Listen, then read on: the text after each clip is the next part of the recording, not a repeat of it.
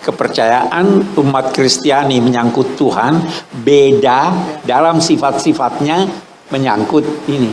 Tapi itu tidak menghalangi Nabi menulis perjanjian, menjanjikan bahwa kalian akan saya bela sebagaimana saya membela keluarga dekat saya. Nabi berpesan bahwa kalau seandainya dan pesan ini berlaku untuk rombongan dan semua orang Nasrani sampai akhir zaman. Di teksnya itu bisa dilihat di Google. Teksnya itu berkata apa? Kalau umat Kristiani membutuhkan sesuatu untuk kebutuhan agama mereka atau ingin merenovasi gereja-gereja mereka, hendaklah mereka dibantu bukan berupa hutang tapi pemberian. Ada itu. Kalau seandainya ada seorang muslim yang ingin menikahi seorang wanita Nasrania, maka dia boleh menikahinya dengan syarat tidak memaksanya dan dengan syarat harus seizin keluarganya. Dan kalau dia telah menikah, maka tidak boleh diganggu gugat ajaran agamanya. Dia dipersilahkan untuk melaksanakan ajaran agamanya. Itu yang diajarkan Nabi Sampai akhir zaman, Be. sampai akhir zaman, sampai sekarang dan yang akan datang. Abi membawa itu teksnya tadi, nah lihat. Ada bawa teksnya aja. Perjanjian.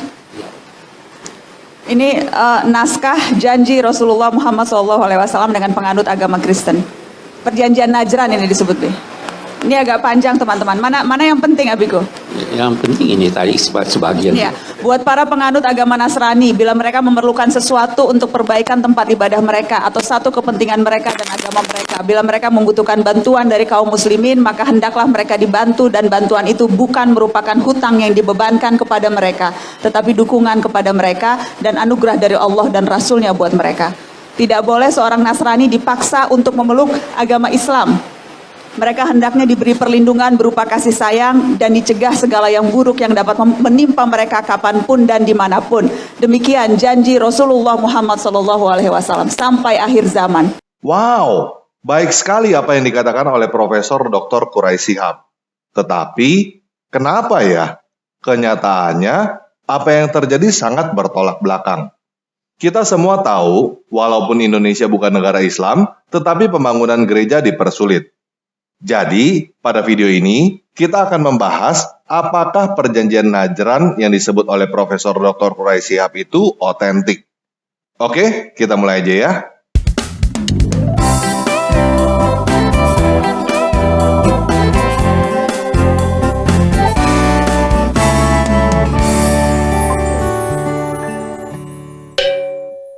Nah, sebagai orang Kristen, tentunya saya berharap apa yang disampaikan oleh Profesor Dr. Quraisy Shihab itu benar adanya.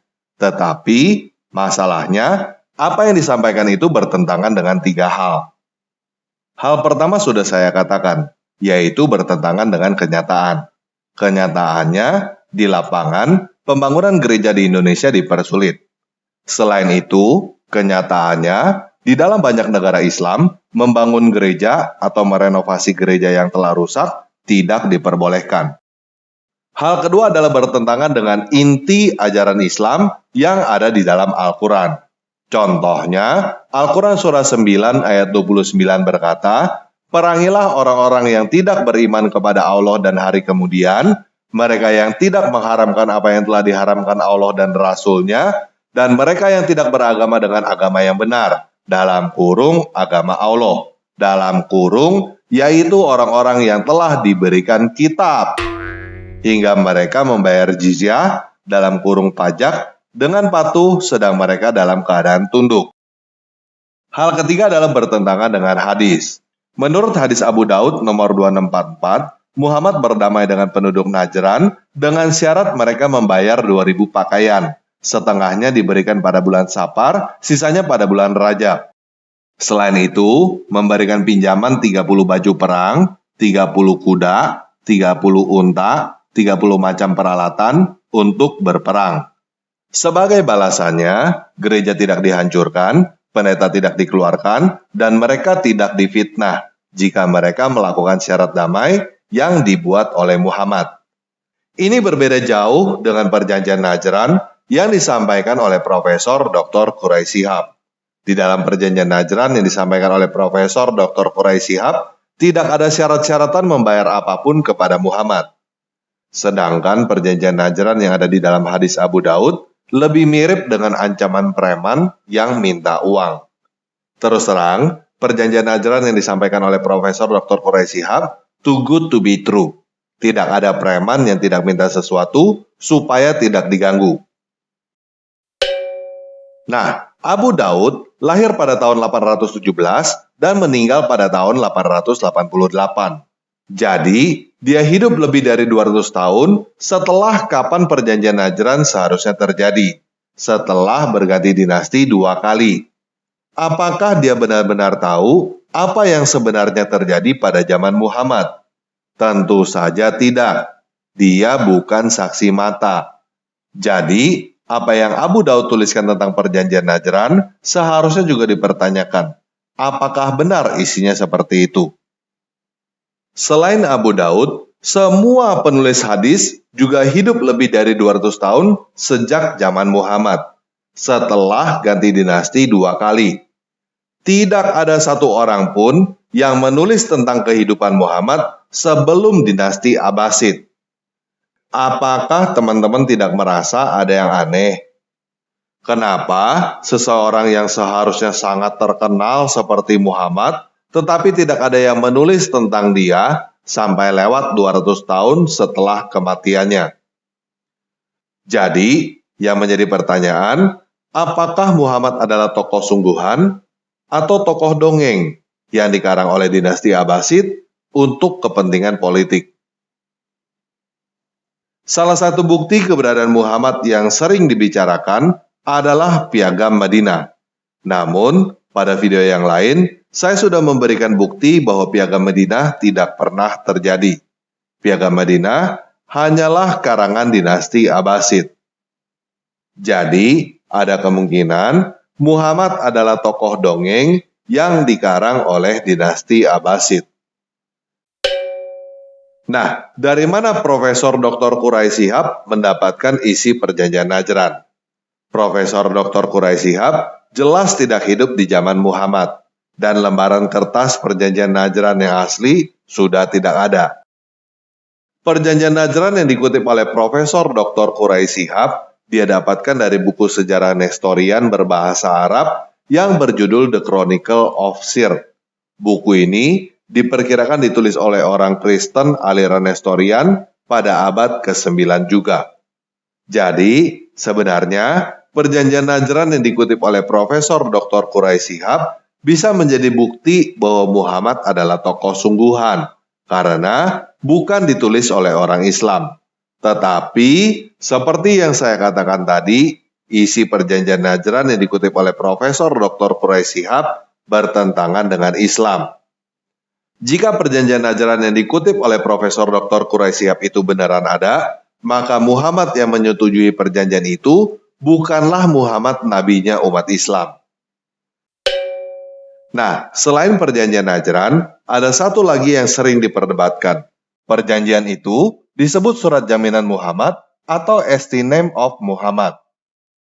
Jika teman-teman cari kata kunci perjanjian Najran di internet, maka teman-teman akan mendapatkan gambar seperti sepucuk surat ini. Di dalam sepucuk surat ini ada tulisan Arab, gambar-gambar gedung, dan gambar telapak tangan yang katanya adalah telapak tangan Muhammad. Sepucuk surat yang teman-teman lihat ini bukan perjanjian Najran, tetapi Surat Jaminan Muhammad atau Esti Name of Muhammad. Isinya kurang lebih seperti perjanjian Najran yang dibacakan oleh Profesor Dr. Quraisy Shihab, yaitu perlindungan terhadap orang Nasrani. Gambar yang teman-teman lihat bukanlah Surat Jaminan Muhammad yang asli, tetapi merupakan salinan yang disimpan di biara Santa Katarina di Semenanjung Sinai. Surat jaminan Muhammad yang asli katanya hilang ketika dinasti Ottoman menyerang Mesir pada tahun 1517. Nah, pertanyaannya tetap sama. Apakah surat jaminan Muhammad beneran ada atau tidak? Jika surat jaminan Muhammad itu beneran ada, itu bagus sekali. Karena surat jaminan Muhammad itu membuktikan bahwa Muhammad bukan tokoh dongeng karangan dinasti Abbasid dan isinya sangat pro-Nasrani. Tetapi, masalahnya ada beberapa hal di dalam isi surat jaminan Muhammad yang mengindikasikan bahwa surat itu palsu, bohongan, atau karangan. Yang pertama adalah karena di dalam surat itu ada tertulis kata sultan. Kata sultan tidak pernah digunakan pada zaman Muhammad. Kata sultan digunakan pertama kali oleh Mahmud pada abad ke-10. Selain itu, di dalam surat itu ada gambar menara. Menara seperti itu baru digunakan pada abad ke-9. Jadi, kemungkinan surat jaminan Muhammad adalah karangan orang-orang Nestorian Mesir untuk melindungi diri mereka sendiri dari serangan kaum muslim yang merusak gereja dan memaksa mereka masuk Islam. Dan menurut saya, perjanjian Najran yang dibacakan oleh Profesor Dr. Quraisy Shihab juga tidak jauh berbeda dengan surat jaminan Muhammad. Nah, entah perjanjian Najran atau surat jaminan Muhammad itu asli atau palsu, satu hal yang bisa kita lihat adalah kenyataannya umat muslim menyerang dan memaksa orang masuk Islam. Jika Islam tidak dikembangkan dengan perang dan pemaksaan, surat-surat semacam ini tidak perlu ada. Surat-surat semacam ini ada supaya umat Islam takut dan tidak menyerang komunitas mereka. Karena di dalamnya ditulis semacam kutukan Muhammad jika menyerang komunitas mereka. Jadi, kemungkinan tokoh dan perkataan Muhammad dikarang oleh dinasti Abbasid supaya pasukan Abbasid berperang dengan giat sambil membayangkan bidadari khayalan. Perjanjian dengan Muhammad dikarang oleh Nestorian supaya tidak diserang oleh pasukan Abbasid yang bengis karena memimpikan bidadari khayalan. Kesimpulan yang bisa saya tarik sekarang ini, Muhammad itu adalah tokoh dongeng yang dikarang oleh banyak pihak untuk kepentingannya masing-masing. Versi Muhammad yang sesuai dengan kepentingan mereka dibilang sahih atau otentik. Versi Muhammad yang tidak sesuai dengan kepentingan mereka dibilang dhaif atau palsu. Profesor Dr. Quraisy Shihab ingin mempunyai nabi yang berakhlak mulia dan cinta damai. Itu sebabnya dia percaya perjanjian Najran karangan Nestorian adalah otentik. Sedangkan orang Islam lain yang memang sukanya jadi tukang palak, petantang petenteng, mengambil jatah preman, hobi menghancurkan gereja, dan memaksa orang masuk Islam, pastilah percaya perjanjian Najran karangan Abu Daud yang otentik. Kenyataannya, perjanjian Najran karangan Nestorian maupun perjanjian Najran karangan Abu Daud, dua-duanya adalah produk abad ke-9. Oke, sekian video kali ini. Yesus Kristus penguasa saya mengasihi kamu.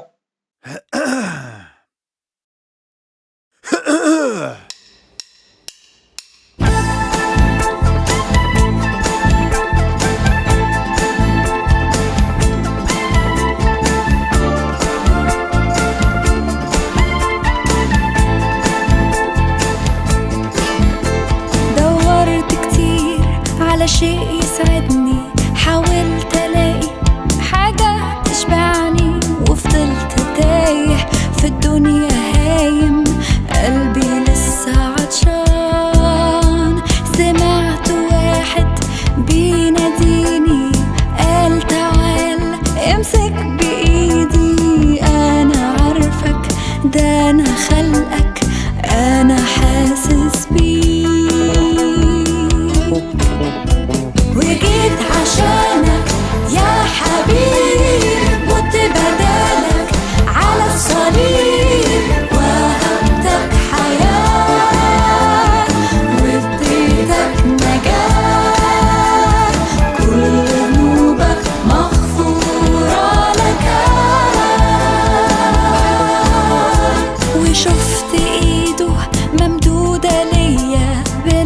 عيسى شفيع فتح عينيا نور طريقي غير حياتي أنا اللي كنت بعيد إزاي ما كنتش شايف ربي وكنت عايش